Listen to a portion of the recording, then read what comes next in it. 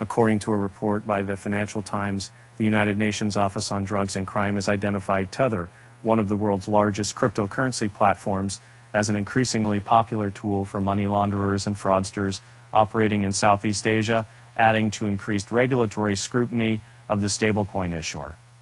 And per the report, the UN highlights a deceptive tactic known as pig butchering, in which criminals engineer false romantic connections to gain their victims' trust, before persuading them transfer substantial sums of money.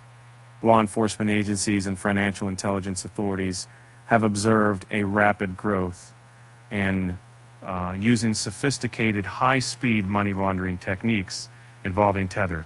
The report notes that the evolution of cryptocurrency, coupled with other technological advancements, has further facilitated the practice of using black market casinos to launder illicit funds, specifically in racing. This market, according to the United Nations, online gambling platforms, particularly those operating illegally, have become popular vehicles for cryptocurrency-based money laundering, with Tether being the preferred choice. Moreover, criminal organizations have effectively established a parallel banking system using new technologies, exploiting online casinos' loosely regulated nature and the speed and irreversibility of Tether transactions. However, it is worth noting that Tether has tried to combat bad actors using its stablecoin for illicit activities.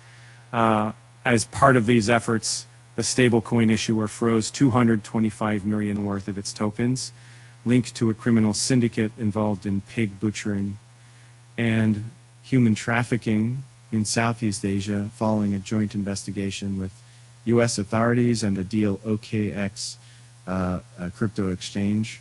And in addition, the Financial Times has been accused by crypto community members of their alleged negative bias towards the nascent industry. In response to the report, Paolo Ardoino, CEO of Tether, stated,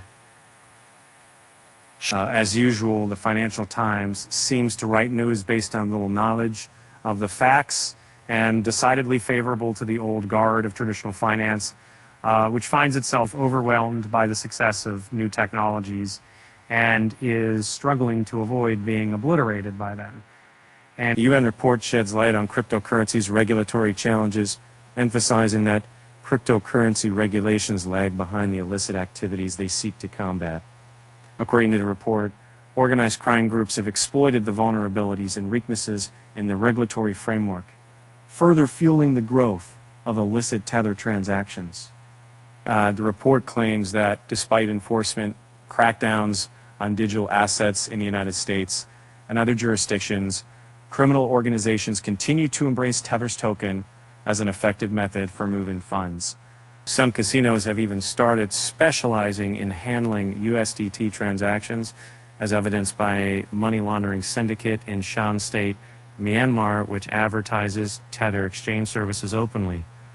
Tether has recently faced regulatory scrutiny due to concerns about managing its assets and its ties with financial institutions. In 2021, the U.S. Commodity Futures Trading Commission accused the stablecoin issuer of misleading statements regarding backing its stablecoin with sufficient dollars. Tether ultimately paid a $41 million fine without admitting liability. Furthermore, as reported by Bitcoinist, Tether had deposited over $1 billion with a subsidiary of Pretender Financial Group, led by Venezuelan-Italian banker Julio Herrera Villatini.